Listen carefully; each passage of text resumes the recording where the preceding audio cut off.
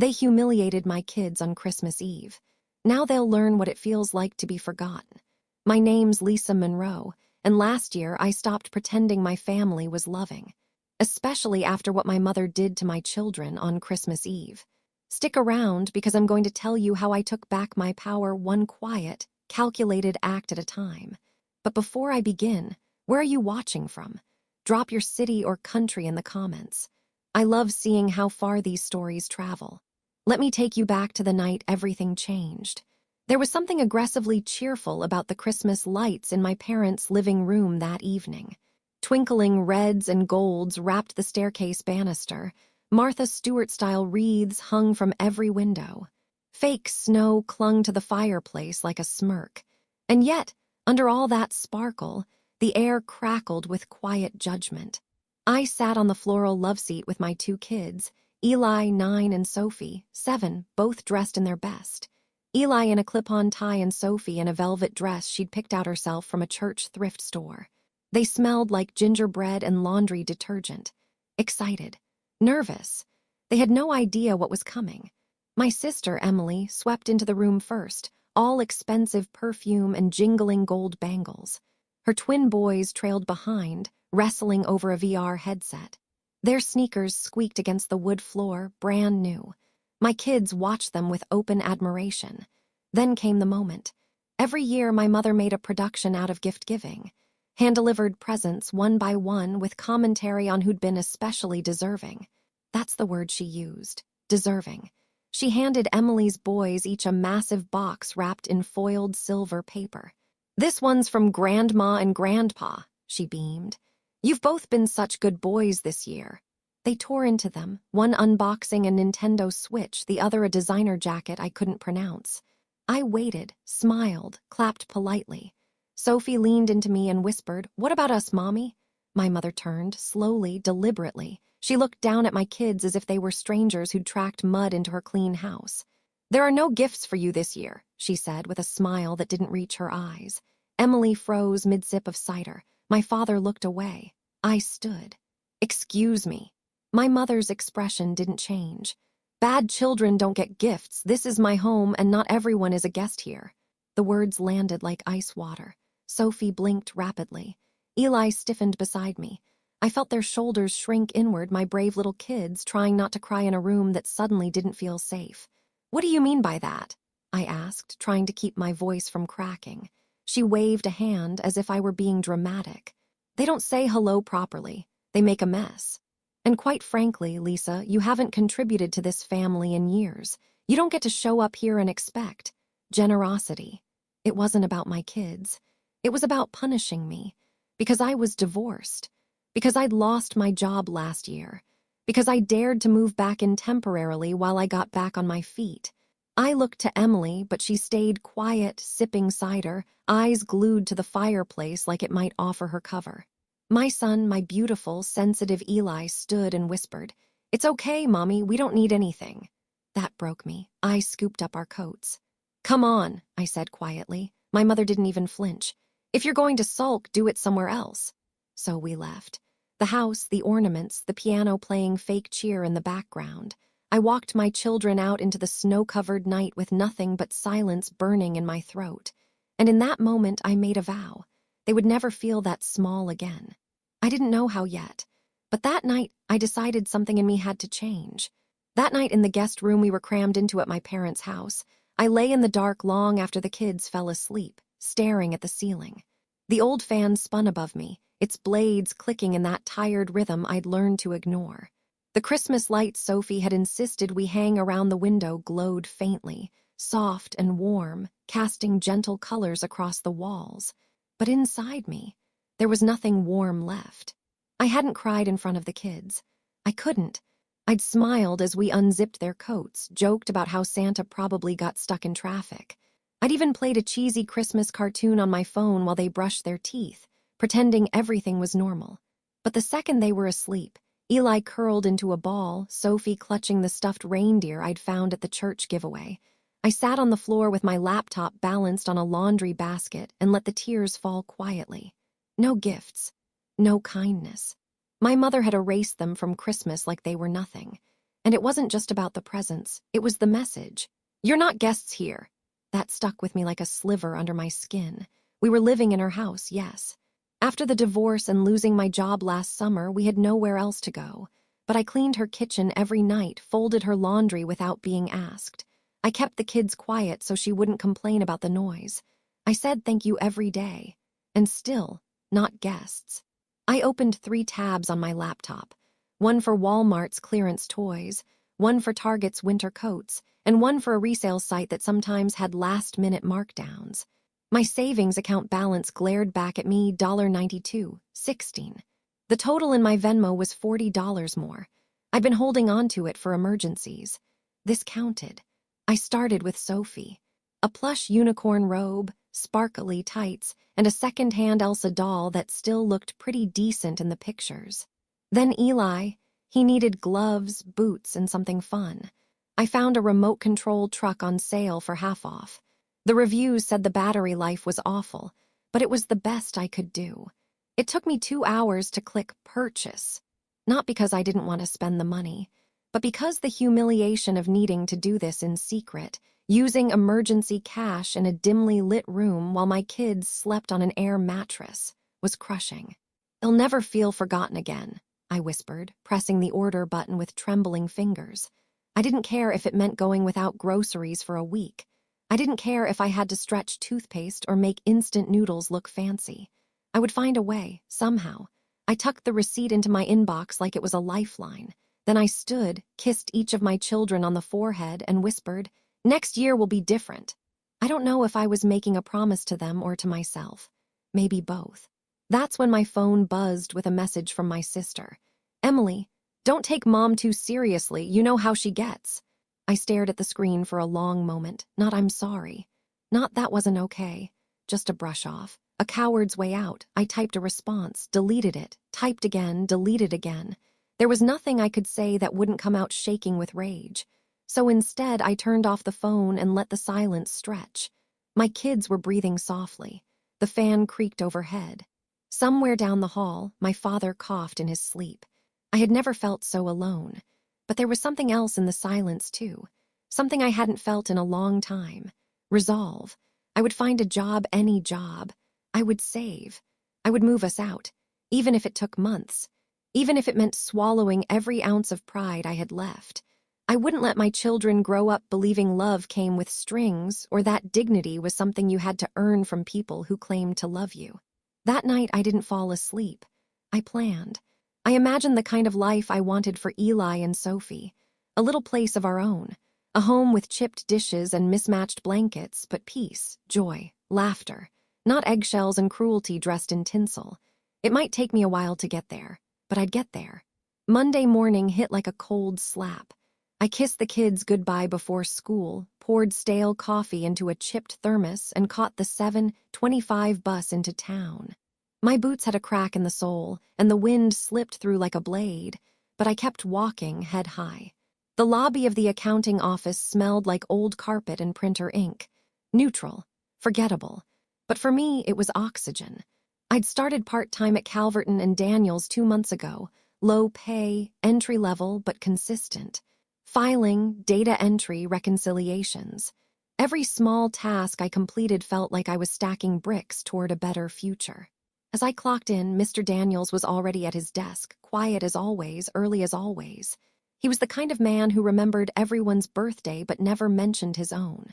No wedding ring, but a photo of his niece on his desk and a worn baseball cap hanging behind his door. At noon, I stood outside his office, heart pounding. "Mr. Daniels, do you have a minute?" He looked up immediately. "Sure, come in, Lisa." I stepped inside, shutting the door behind me. My palms were sweating. I wouldn't ask if it wasn't urgent," I began, careful with each word. "But I was wondering if there's any way I could get a small advance on my next paycheck, just something to get us through this week." He studied me for a long moment, not judgmental, just thoughtful. "You've been solid since you came in here," he said. "Never late, never once asked for anything." I nodded, trying not to fidget. He tapped his pen on the desk, then reached into a drawer and pulled out a form. "Fill this out." "I'll authorize it. You'll have it today." The pressure behind my eyes nearly broke.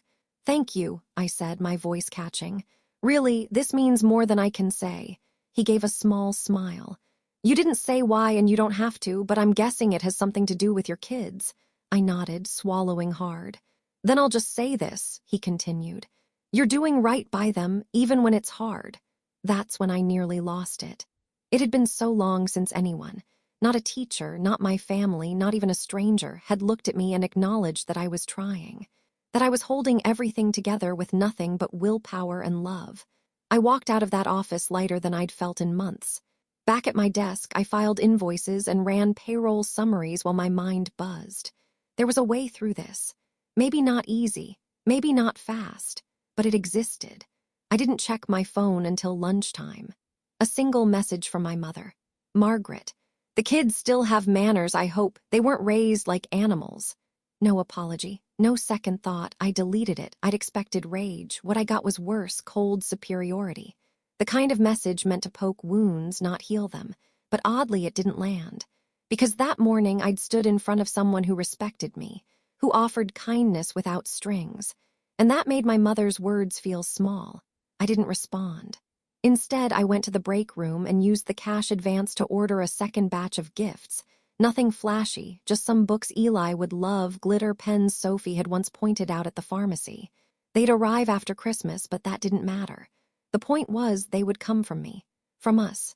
That evening, when the kids and I walked back into the house, Sophie looked up at me. Did Santa forget us, Mommy? I knelt down and kissed her cheek. No, sweetheart, Santa just had to reroute. He's bringing everything directly to our house. She blinked. But this is Grandma's house. I smiled. Not for long. I didn't know when, I didn't know how, but something inside me had shifted. We weren't guests here anymore. We were future tenants of something better. It's amazing how the world doesn't change all at once, but piece by piece, like soft dominoes falling when you weren't looking.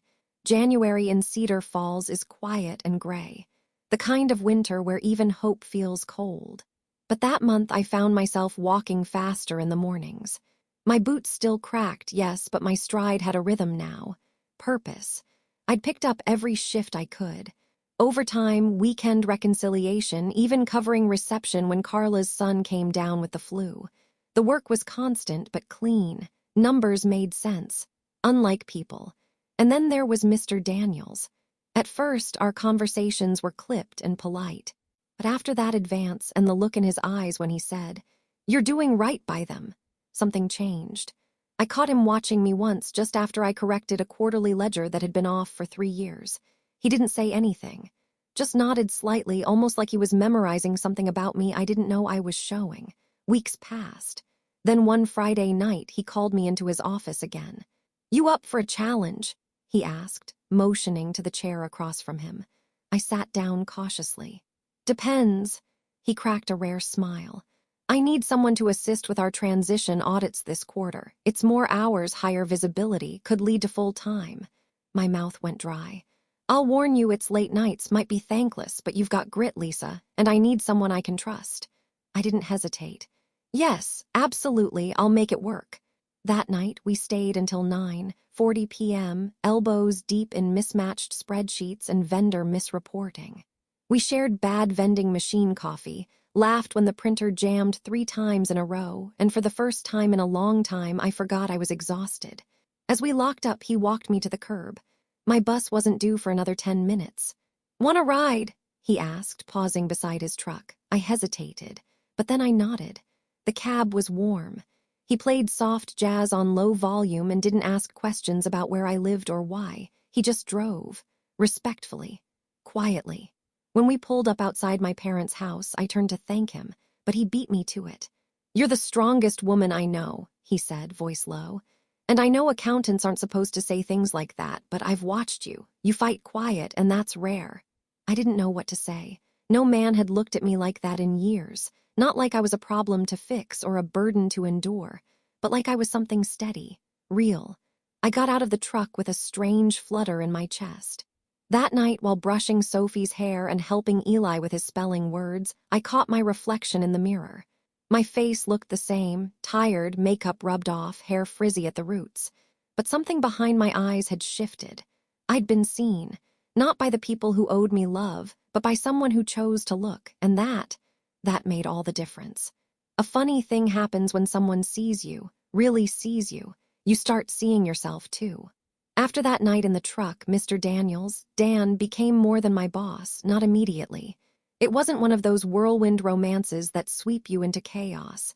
It was slow, careful, earned. He started driving me home more often. No pressure, no questions, just warmth. Then one weekend, he offered to take the kids out for hot chocolate so I could rest. I panicked at first. I wasn't used to help without a ledger attached. But Eli and Sophie came home that day giggling, sticky from whipped cream, talking about how Coach Dan let them pick out donuts and told stories about his niece's soccer games. They liked him, trusted him. So I started trusting him too. It began with small things. Dan helped me find a subsidized 2-bedroom apartment closer to work. The complex wasn't fancy, but it had thick walls and a playground. The first night we moved in, the kids ran from room to room like they couldn't believe it was all theirs. Sophie found a tiny corner in her room to line up her dolls. Eli taped a paper sign to his door that said, "Headquarters, no moms allowed." And I cried. Quietly in the kitchen, over a half-assembled IKEA table, because I finally had a key to a door that wasn't my mother's. Dan didn't just help with the move. He stayed. Not in a romantic way, at least not yet, but like someone who understood how hard it was to start from scratch and wanted you to know you didn't have to do it alone. He came to Eli's first soccer game, standing off to the side in his work boots and clapping like it was the World Cup. He brought over crock-pot meals on Wednesdays and fixed the leaky sink without being asked. And on a cold Saturday in March, he helped Sophie build her first science fair volcano. At first, I kept waiting for the catch. I'd learned that love, especially from men, usually came with conditions, expectations, silent tallies. But with Dan, there was none of that, just space, respect, quiet protection. The kids began calling him Coach Dan, and I didn't correct them. One night after we all watched a movie on the couch, Sophie fell asleep on his shoulder and Eli asked, "Is Coach Dan family now?" I looked at Dan. He didn't flinch, didn't look for the exit. Instead, he said, "What do you think, bud?" Eli shrugged. "He brings better snacks than Uncle Pete, so yeah, he can stay." We all laughed, but inside, something shifted again, because I realized that love didn't have to be dramatic to be real.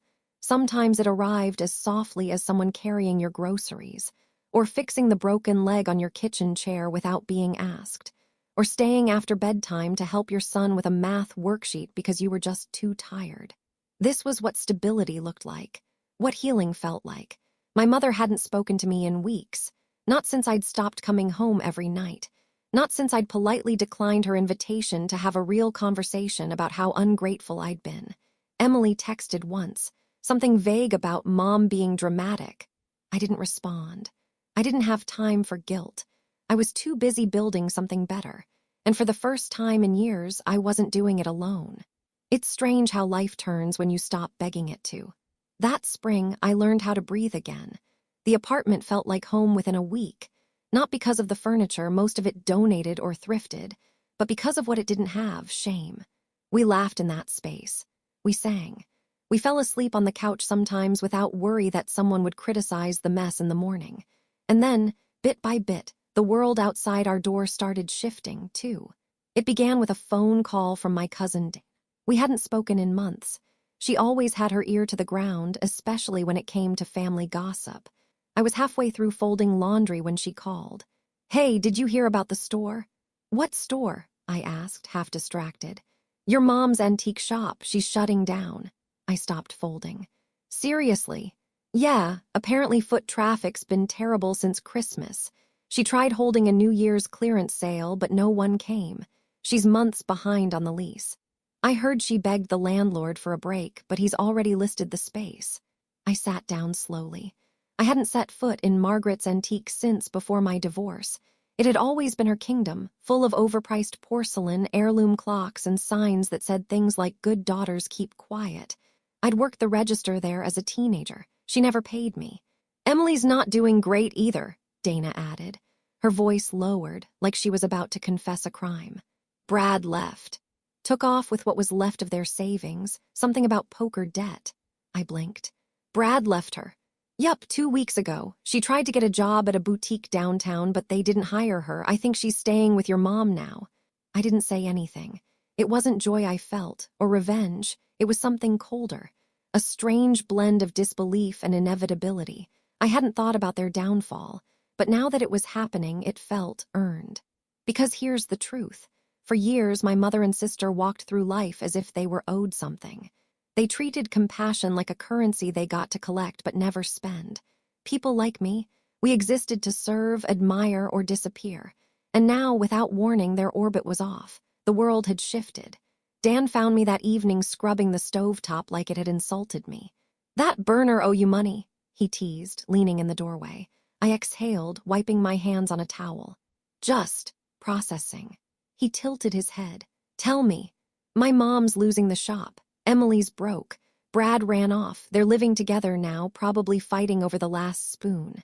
Dan didn't smirk or offer some easy phrase like karma. He just stepped closer, watching me. "And how does that feel?" "Torn," I admitted. "Part of me wants to show up with popcorn, the other part wants to drive by, throw a blanket on the mess, and keep walking." He gave a soft laugh. "Both are fair, but neither one defines you." I looked at him. "Do you think I should help them?" He paused, then quietly, "Do they deserve it?" And that's when I realized it wasn't about what they deserved. It was about what I was willing to carry. I didn't want revenge. I didn't want reconciliation. I wanted peace. For the next week, I tried not to think about them. I focused on work, on packing school lunches, on the way Sophie giggled when Dan tickled her ribs, and how Eli asked Dan about engine oil like he was a superhero. But peace is fragile, and shame is loud. It was a rainy Wednesday when I found the note in my mailbox, handwritten, no return address. "Lisa, we need help, please. I know we've made mistakes, but the kids are suffering. Emily's kids don't have jackets that fit. We're staying at the shelter off Highway 19. Just come see." Mom, I read it 3 times, then again. Dan found me holding it in the kitchen, the words shaking in my hands. "It's happening," I said. "They're actually at the shelter." He stepped forward slowly. "You okay?" I didn't answer, because somewhere deep inside me a war had started. One side still bled from Christmas Eve, from every time Sophie was called rude, from every birthday Emily's kids got a party while mine got leftovers. But the other side remembered growing up in that same house, remembered what it meant to feel embarrassed and cold and hungry. I got in the car and drove, not to visit, just to see. The shelter was on the edge of town, behind a worn-out gas station and next to a boarded-up daycare. A place no one notices. A place people hope not to end up. I parked across the street and waited. Then the door opened and my mother stepped out. She looked smaller, her coat frayed, hair graying at the temples. She held the hand of Emily's youngest, guiding him toward a city van. Emily followed behind, carrying a trash bag that sagged with clothes. They didn't see me, and I didn't get out. I just watched. When they were gone, I left a box on the front step. Inside, 2 warm jackets, school supplies, gloves, a pair of new socks for each child, labeled by size. I didn't write a note because it wasn't time yet. They weren't ready, but I was. And next time they came to my door, I'd be waiting, not with guilt, with the truth. I should have expected it. The knock came just after sunset, crisp and urgent, cutting through the hum of the kids' laughter from the living room. Sophie was making paper snowflakes. Eli had roped Dan into a game of Uno. Everything inside was warm, light, whole. I knew before I even reached the door who it would be. I opened it. There she stood, my mother, Margaret Monroe, the woman who once gave me her last slice of pie at Thanksgiving, who used to braid my hair so tight my eyebrows arched for hours. The same woman who told my daughter she didn't deserve presents. She looked nothing like the mother I remembered. No makeup. Wrinkled coat. Her posture wasn't regal anymore. It was folded, caved in, desperate. "Lisa," she whispered, clutching a frayed purse. "Please, we have nowhere else to go." Behind her, Emily stood with her arms wrapped tight around herself. Her kids clung to her legs, bundled in the jackets I'd left. Dan appeared behind me, silent, a steady presence. I didn't invite them in.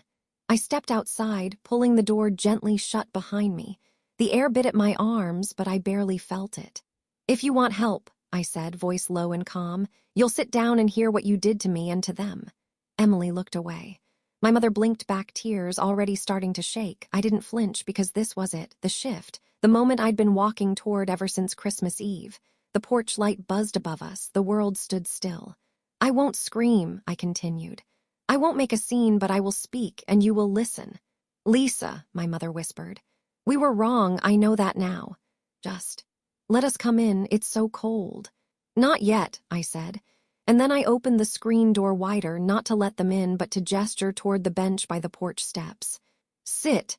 Emily hesitated. My mother moved first. They sat, and I told them, not everything, not yet, but enough.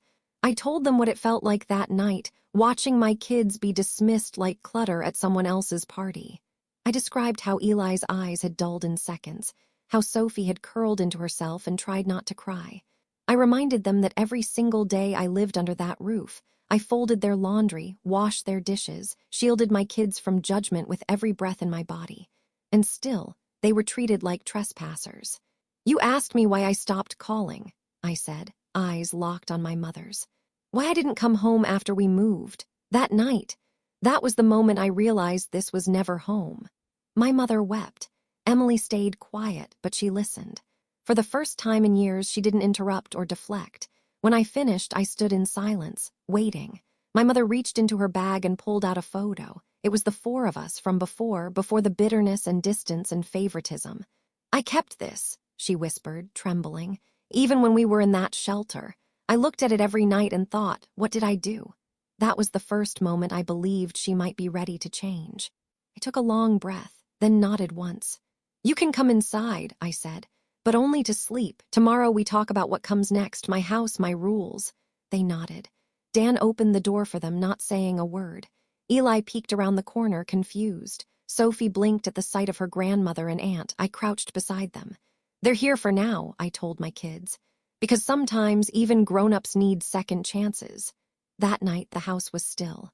The air wasn't heavy, though, not like before. It felt like something breaking had finally let light in. And I slept deeper than I had in months. Some truths find you when you least want them. Not with drama or shouting, but quietly, casually. Like a whisper dropped at the wrong moment that echoes anyway. It started as I was juggling 2 bags of groceries, a soccer ball under one arm, and Caleb's forgotten backpack slung over my shoulder. I was halfway up the stairs when I heard someone call my name. "Lisa." I turned and nearly dropped the milk. It was Mrs. Dillard, our former neighbor, still wearing that oversized floral scarf, still clutching her handbag like someone might snatch it. She hadn't changed a bit, except maybe her voice had dropped into something softer, like what she was about to say might matter more than she wanted it to. "I almost didn't recognize you," she said, blinking. "You look good, healthy, happier." I gave a polite smile. "Thanks, it's been a long road." Her eyes flitted behind me, toward the kids' bikes leaned against our stoop. "Is that your little boy's?" I nodded. "Caleb's, he's learning to ride without training wheels." She smiled, but then it faded. "I didn't want to bring this up, really, but I thought maybe you should know about your mama and Emily." I froze. "They're over at the temporary shelter off Highway 22, moved in last week. Word is Emily's husband cleaned out what little savings they had and took off. Your mama's shop's closed now, paper in the windows. Someone said they're both applying for state housing. And the kids, they've been missing school, no warm coats, that kind of thing." She looked like she wanted me to say something comforting. I didn't. "Anyway," she mumbled, adjusting her scarf, "figured you'd want to know." I thanked her and climbed the rest of the stairs in a daze. My hands were numb, though not from the cold. Inside, Dan was setting the table. Zoe was humming in the hallway, carefully wrapping a present for her best friend's birthday party. Caleb was on the floor, narrating a space battle between a toothbrush and a dinosaur. Our little world buzzed with normal, but something had tilted in mine. Later that night, I stood by the window, arms folded, watching snow collect like powdered sugar along the curb. Dan came up behind me, silent as always when he knew my mind was somewhere heavy. "That was Mrs. Dillard today," I said without turning. "She told me about my mom and Emily. They're in a shelter." His hand brushed my shoulder. "She asked for help again," he asked. "No, not this time, but I think she will." We stood in silence for a while. "How do you feel?" he asked gently. "I don't know," I said truthfully. "Like it should feel like justice, but all I feel is exhaustion and guilt and anger." Those can all live in the same place, he said, and they did. I remembered every Christmas where Emily's kids got first pick while mine got picked apart. Every time Margaret told me I was selfish for needing help, lazy for leaving a bad marriage, dramatic for crying in her guest room. And now she needed me, not for comfort, for survival. The next morning I moved like a ghost, got the kids off to school, made coffee I barely touched. And then I opened the hall closet and began pulling things out.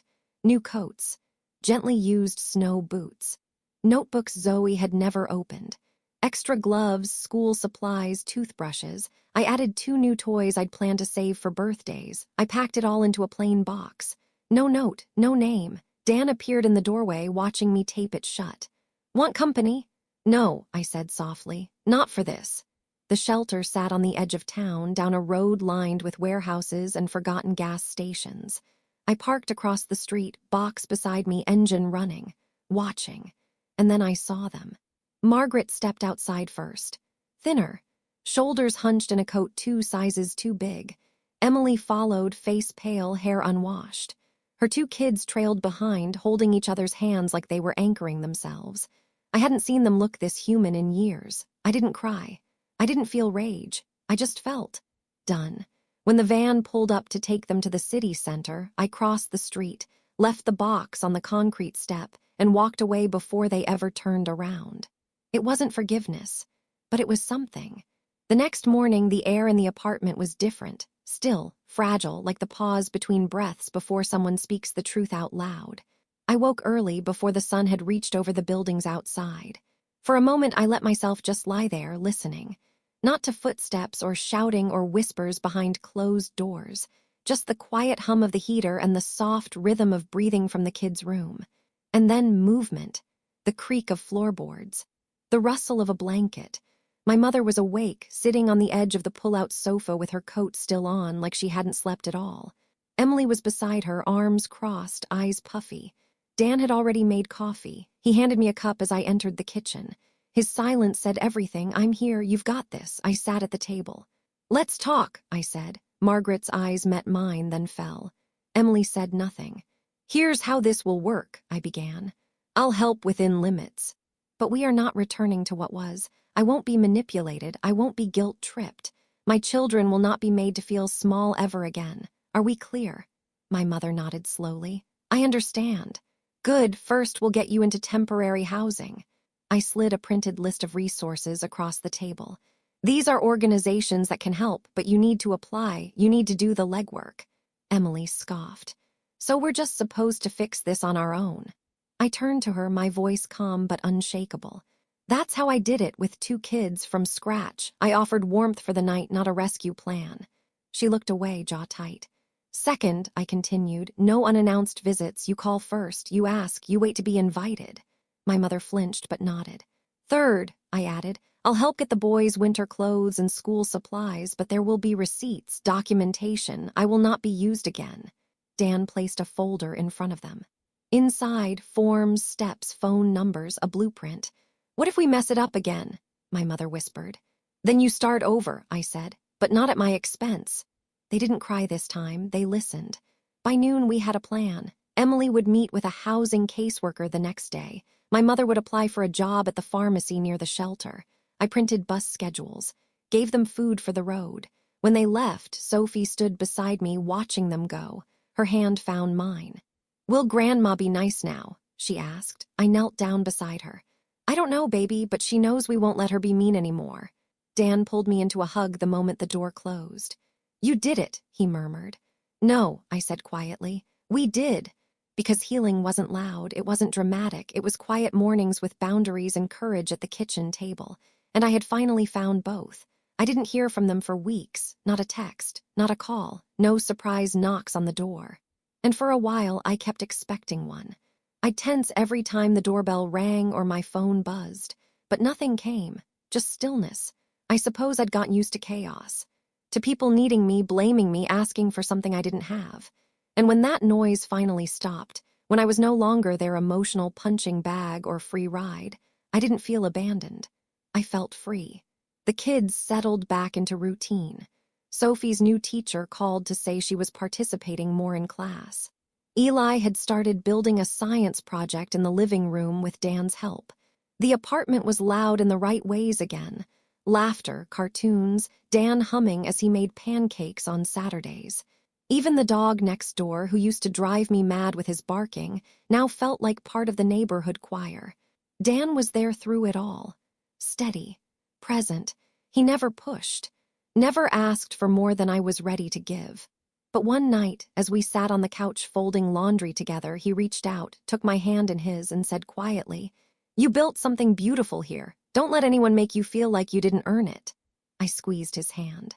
I didn't have the words yet, but I knew what I felt. One chilly afternoon, I stopped by the shelter, not to visit, but to drop off a care package anonymously. Extra shampoo, socks, a few grocery cards, some hand-me-down toys Sophie had outgrown. As I left it with the front desk, I spotted my mother through a window in the common room. She was reading, to Emily's boys. Her posture was soft, not rigid. Her voice carried just enough to reach them, but not scold. There were no theatrics, no demands for praise. Just a woman trying to do right by children she hadn't been able to do right by before. Something flickered in me then, not forgiveness, not yet. But the beginning of it. Weeks passed. March melted into April. Rain turned the sidewalks into mirrors, and the apartment started to smell like sunshine and lemon dish soap. Life felt normal. Not perfect. Not easy. But mine. Then one morning I got a text from Emily. "Emily, we got into transitional housing. 2 bedrooms, it's small but clean." I stared at the screen for a long time. Then I wrote back, "That's good. I hope you stick with it." She didn't respond. And that was fine. A few days later, Margaret called. I debated answering. But curiosity won. "Hi, Lisa," she said, her voice cautious. "I just wanted to say thank you for the list, for the jackets, for not turning us away." I said nothing for a beat. Then, "You're welcome." There was a pause. "I'm trying to be better," she said. "I know it doesn't fix the past, but I want to show the boys I want to do better for them." I nodded, even though she couldn't see me. "Good. We'd like to invite you and the kids over for dinner sometime." I looked across the room. Dan was on the floor with Sophie, helping her untangle a string of beads. Eli sat beside them, scribbling notes on a poster board for his science project. "Maybe," I said, "but not yet. Let's give it more time." She didn't argue. She just said, "Okay," and hung up. And that was how I knew she meant it. The power dynamic had shifted, not in a cruel or punishing way, but in a way that acknowledged reality. I wasn't the child at the mercy of her moods anymore. I was the woman who had rebuilt everything she'd tried to strip away.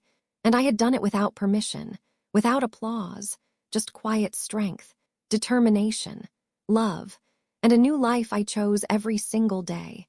It was late April when the knock came again. I was in the kitchen, rolling out dough with Sophie for our Saturday night pizza tradition. Eli was setting the table. Dan had just come back from the hardware store with a new shelf he promised to install for the kids' books. We were laughing about how crooked the last one turned out when the knock silenced us. I wiped my hands on a towel, heart doing that old, familiar stutter. But this time, when I opened the door, I didn't flinch. Margaret stood there, trembling, eyes red, no makeup, no rehearsed expression, just a woman undone by the weight she carried. "Please," she said, "we have nowhere else to go."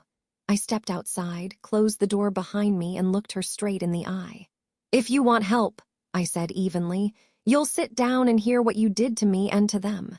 She nodded before I even finished the sentence. We sat outside on the porch bench. The wind was soft, carrying the scent of rosemary from the pot by the stairs. She pulled her coat tighter, not from the cold, I think, but from the shame. And then I spoke. Not with rage, not with venom, but with precision. I told her what Christmas Eve did to my children. How Eli went to bed that night asking what he had done wrong. How Sophie wrapped the toy I gave her in the paper left behind from Emily's children, whispering that maybe Santa forgot. How I cried into a pillow so they wouldn't hear. I told her how every day in that house felt like performance art. Me pretending I wasn't drowning so no one else had to feel uncomfortable. I told her that every smile I faked, every polite thank you, every dish I cleaned while being called a freeloader was a wound. And she listened. She didn't interrupt. She didn't argue. Her hand trembled as she wiped her eyes. "I was cruel," she said at last. And I knew it, but I didn't know how to stop being the person I became. Then don't be her anymore, I replied. But understand that rebuilding takes more than regret. It takes work, humility, time. She nodded. And then she did something I never thought I'd see. She apologized. No excuses, no explanations, just I'm sorry. For the first time, it didn't feel like a trap. It didn't feel like manipulation. It felt like the truth. I told her I would help, but under clear terms, she would stay for 1 week. During that time, we would get her housing, a job lead, whatever we could. But there would be no drama, no lectures, no controlling what wasn't hers. She agreed.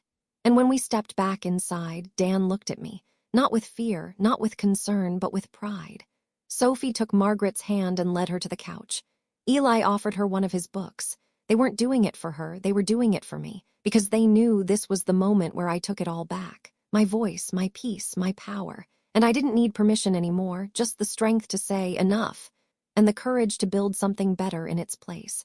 The house was quiet that night. Not the strained silence I grew up with, the kind full of eggshells and unspoken resentment. This was different, peaceful. A silence earned, not forced. After dinner, the kids drifted off to bed and Dan disappeared into the kitchen to wash up. Margaret sat on the edge of the pull-out sofa again, this time with her coat folded neatly beside her. She looked tired, but not defeated. I sat across from her, notepad in hand. "We're going to make a plan," I said. "For everything." She nodded. "Okay." I slid the notepad across the coffee table. "Start by writing down what you want, not what you think I want to hear. What do you actually want?" Margaret looked startled, like no one had asked her that in a long time. She hesitated, then wrote slowly, stability, dignity, to matter again. When she finished, I flipped to a new page. "Now, how do you get there?"